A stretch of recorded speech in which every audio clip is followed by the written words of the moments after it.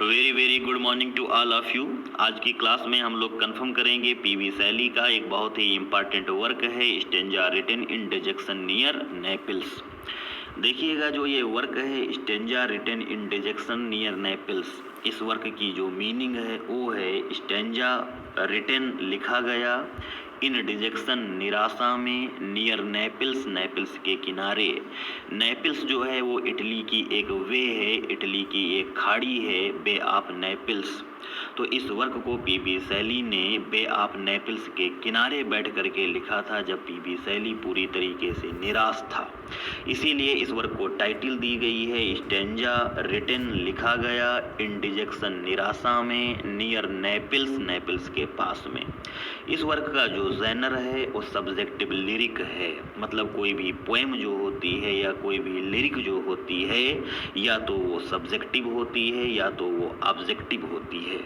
ऐसी पोएम जहाँ पर राइटर पर्सनल एक्सपीरियंस रख रहा है, सेल्फ एक्सपीरियंस रख रहा है, इसके साथ ही साथ राइटर जो है वो खुद को अपने वर्क में सब्जेक्ट बना रहा है, तब उस वर्क का जो टाइप होता है वो सब्जेक्टिव हो जाता है।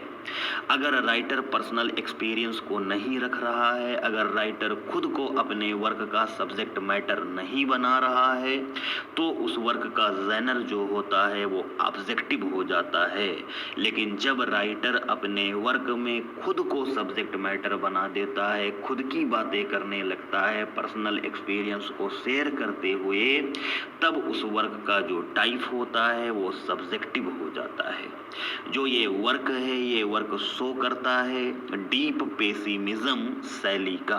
पीबी शैली की जो घोर निराशावादिता है, डीप पेसिमिज्म जो है वो इस वर्क में शो हो रहा है।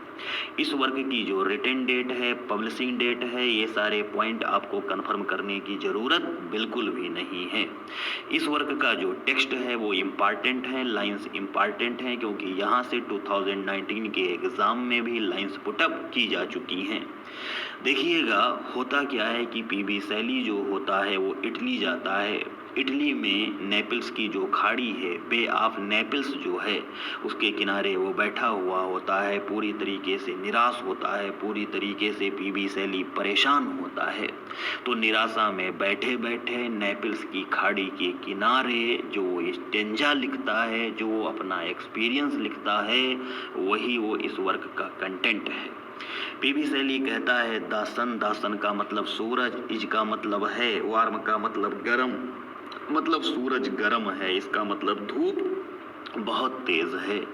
द स्काई का मतलब आकाश, इसका मतलब है क्लियर, इसके साथ ही साथ आसमान जो है, आकाश जो है वो साफ है, वो क्लियर है। दी वेव्स का मतलब होता है लहरें, आर का मतलब हैं, डांसिंग का मतलब नाच रही, फास्ट का मतलब तेजी से, एंड का मतलब और, ब्राइट का मतलब वो चमक भी रही हैं। शैली कहता है कि जो लहरें हैं वो नाच रही हैं, मतलब जो लहरें हैं वो हिलोरे खा रही हैं, जो लहरें हैं वो तेजी से हिलोरे खा रही हैं और वो चमक भी रही हैं। शैली कहता है कि ब्लू आइल्स, नीले कलर के जो द्वीप हैं, एंड का मतलब और, स्नोवी का मतलब बर्फीली, माउंटेन्स का मतलब पर्वत, इसके साथ ही साथ बर्फीले पर्वत जो हैं वियर वो धारण किए हुए हैं। दी पर्पल का मतलब बैगनी किरणें, नून्स का मतलब दोपहर की, जो कि बैगनी किरणें बना रही हैं, स्नोवी माउंटेन को ट्रांसपेरेंट बना रही हैं, माइट का मतलब स्ट्रांगली। तो पीबी शैली कहता है कि नीले कलर के जो द्वीप हैं, इसके साथ ही साथ स्नोवी माउंटेन जो हैं, बर्फीली पर्वत जो हैं, वो धारण किए हुए हैं, सूरज की बैगनी किरणों को धारण किए हुए हैं, दोपहर की सूरज की जो बैगनी किरणें हैं उनको धारण किए हुए हैं, और दोपहर की जो ये बैगनी किरणें हैं वो ट्रांसपेरेंट बना रही हैं, स्नोवी माउंटेन को स्ट्रांगली ट्रांसपेरेंट बना रही हैं। फिर पीबी शैली कहता है the moist of earth, the moist of earth का मतलब होता है पृथ्वी की नमी, पृथ्वी की जो नमी है, अराउंड इट्स और पृथ्वी के आसपास। अनएक्सपेंडेड का मतलब होता है येट टू बी ब्लूम्ड, जिसे अभी खिलना है उसको हम अनएक्सपेंडेड कहते हैं, मतलब अब तक ना खिली हुई। बड्स का मतलब कलियां होता है। तो पीबी शैली कह रहा है कि जो नम पृथ्वी है, नम पृथ्वी के आसपास अभी ना खिली हुई जो कलियां हैं उनसे स्मेल आ रही है, और वो स्मेल लाइट आ रही है, हल्की हल्की स्मेल आ रही है।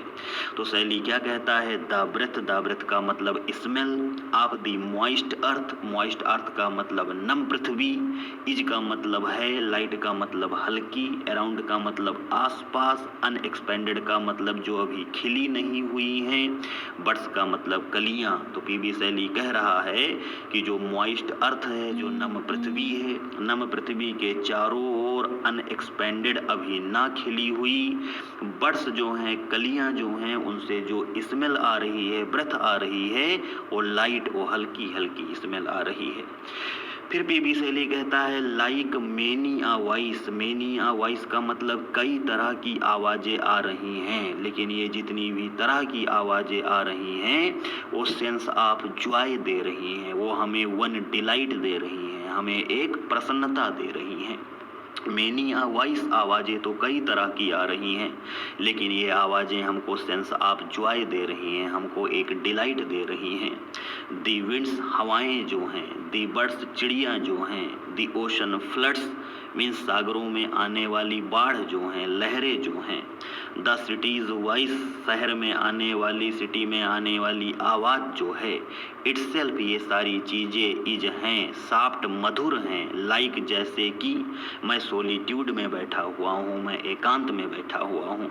पीबी शैली कहता है कि अलग अलग तरह की आवाज़ें आ रही हैं, लेकिन ये हमको एक डिलाइट दे रही हैं। पीबी शैली कहता है कि विंड्स की आवाज़, बर्ड्स की आवाज़, ओशन फ्लड्स की आवाज़, सिटी की आवाज़, ये सारी चीज़ें हैं, लेकिन इनकी जो आवाज़ आ रही है वो सॉफ्ट है, इनकी जो आवाज़ आ रही है वो मुझे ऐसा ही प्रतीत करा रही है जैसे कि मैं सोलिट्यूड में, मैं एकांत में बैठा हुआ हूँ। फिर शैली कहता है आई का मतलब मैं, सी का मतलब देख रहा हूँ, द डीप्स का मतलब गहरी, अनट्रैम्पल्ड का मतलब जिस पर अभी चला ना गया हो, फ्लोर का मतलब सतह, मतलब फर्श। पीबी शैली कहता है समुद्र की जो गहरी सतह है, जिस सतह पर अभी चला नहीं गया है, उसको मैं देख रहा हूँ। विथ ग्रीन, वहाँ पर हरे रंग की, एंड पर्पल, और वहाँ पर बैंगनी रंग की। सी बीड्स का मतलब समुद्री पेड़ पौधे, स्टोन का मतलब स्प्रेड हैं, फैले हुए हैं, मैं उनको देख रहा हूँ। आई का मतलब मैं, सी का मतलब देख रहा हूँ, दी वेव्स, लहरों को देख रहा हूँ। अपान दी शोर का मतलब समुद्र के किनारे उन लहरों को देख रहा हूँ। वो जो लहरें हैं वो लाइट, लाइट का मतलब प्रकाश, डिजॉल्व्ड का मतलब घुली हुई, इनका मतलब में, स्टार का मतलब तारा होता है, शॉवर्स का मतलब बौछारें होती हैं। तो पीबी शैली कहता है जैसे कि स्टार की जो लाइट होती है, तारे का जो प्रकाश होता है, स्टार की लाइट में जब शॉवर्स पड़ती हैं, जब बौछारें पड़ती हैं, जब बूंदें पड़ती हैं, तो वो जिस तरीके से लाइट देती हैं, चमकती हैं, उसी तरीके से चमकती हुई वेव्स को, लहरों को मैं समुद्र के किनारे शोर पर देख रहा हूँ।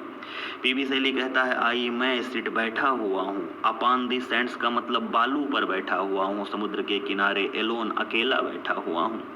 शैली कहता है the lightning of the noon tide ocean, noon tide का मतलब होता है दोपहर के समय जो टाइड आता है, जो ज्वार आता है ओशन में, उसकी जो लाइटनिंग है, इज फ्लैशिंग, वो चमक रही है। राउंड मी का मतलब मेरे आसपास, एंड का मतलब और, आटोन का मतलब एक आवाज़, एराइजेस का मतलब उठ रही है।